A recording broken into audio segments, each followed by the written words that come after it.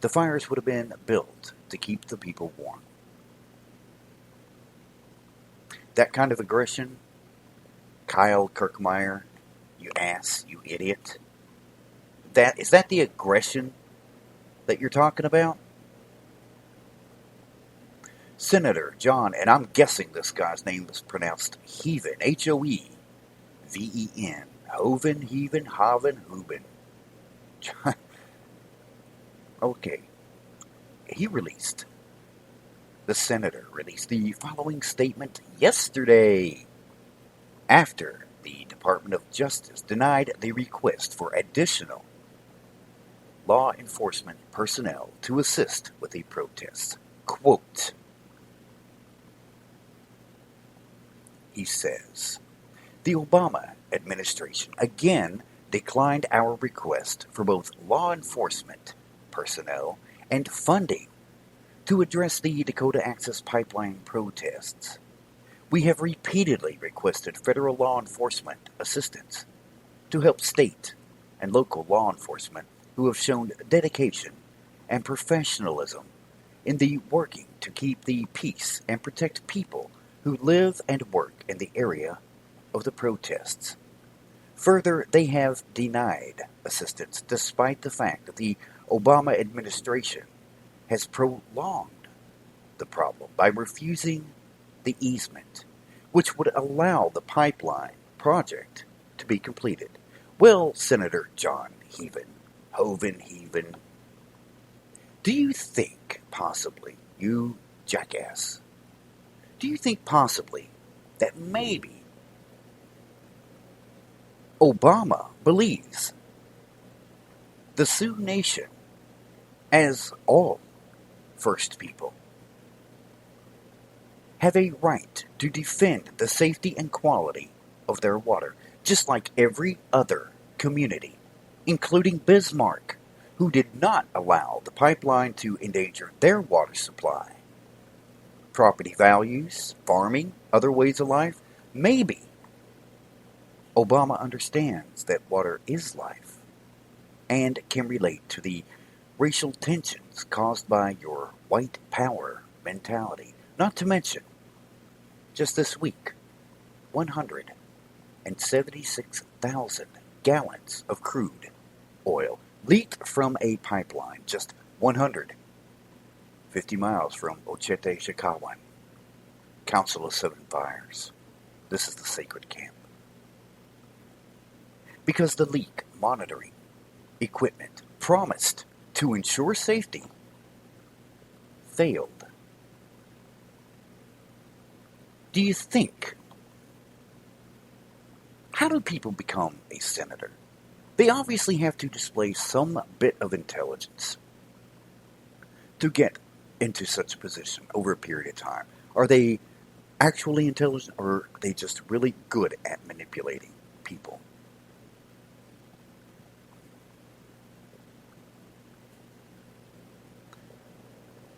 What else do you need to see that your government officials do not care about you or I in the least? They do not care about your environment, your safety, whether or not you live or die, or even have a pure earth for the next generations.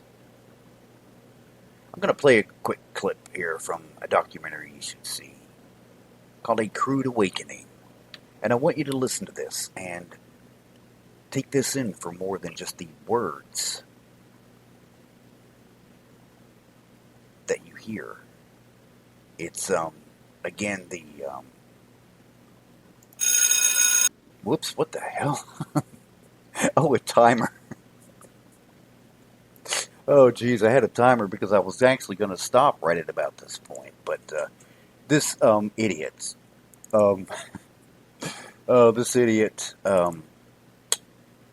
John, oh my God, you're a senator and you say this. And the other guy, the aggression, I love it, the aggression that these people have had to endure, all the while acting on what? I don't even know what you call it. It's like some kind of dementia that these people have that want to stop others from doing what they need to do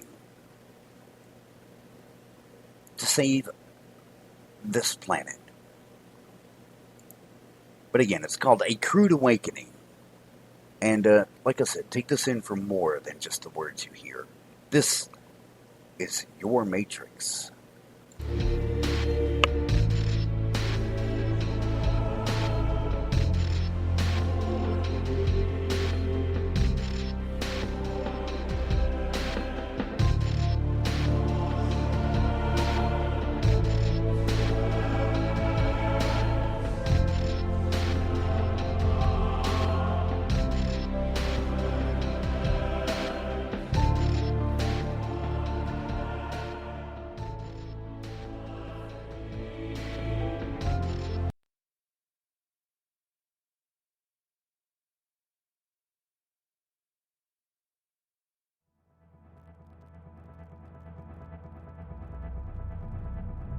Oil is our God. I don't care if somebody says they worship Jesus, Buddha, Allah, whoever. They actually worship petroleum.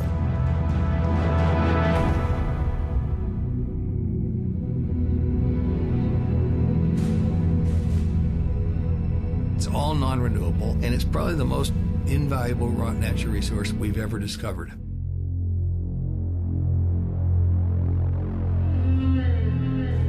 We're moving from an era of cheap, abundant energy to an era of scarce, hard to get, expensive energy.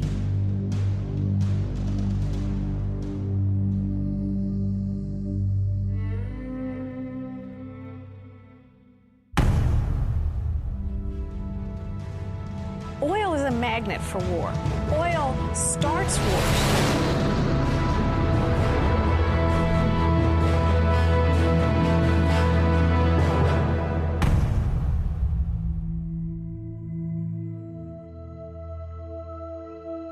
The demand is so huge, there is nothing that we can imagine to replace oil in those quantities. Not 1 in 100 of the people in our country have any inkling of the potential problem that we're facing. So we enter an entirely new world of quite unbelievable dimensions, and yet it's only a few years away.